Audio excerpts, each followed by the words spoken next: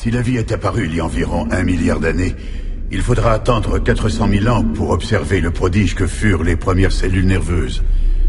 C'est alors que la vie telle que nous la connaissons apparaît, des cerveaux en formation de seulement quelques milligrammes. Il est impossible à ce stade de déceler quelques signes d'intelligence que ce soit. L'action est plutôt de type réflexe. 1 neurone et vous êtes en vie, 2 neurones, vous bougez. Et avec le mouvement, des choses intéressantes commencent à arriver.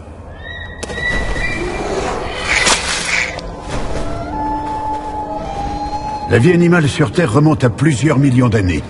Et pourtant, la plupart des espèces n'utilisent que 3 à 5% de leur capacité cérébrale. Mais ce n'est que lorsqu'on arrive à l'être humain, qui est au sommet de la chaîne animale, qu'on peut enfin voir les capacités du cerveau utilisées de façon plus importante. 10%, ça peut paraître peu, mais c'est beaucoup quand on voit tout ce qu'on a fait avec.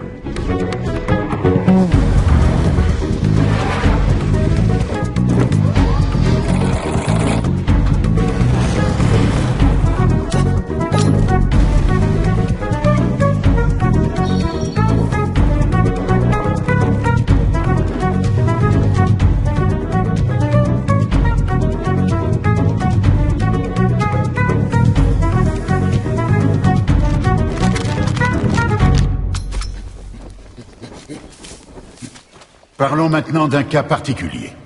Le seul être vivant à utiliser sa matière grise mieux que nous, le dauphin.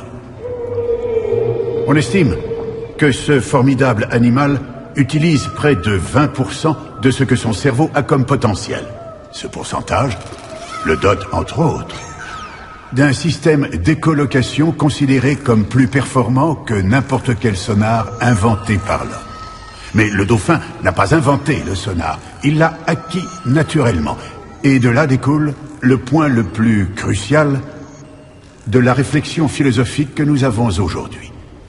Pouvons-nous en conclure que l'humain s'intéresse davantage au fait d'avoir qu'au fait d'être ?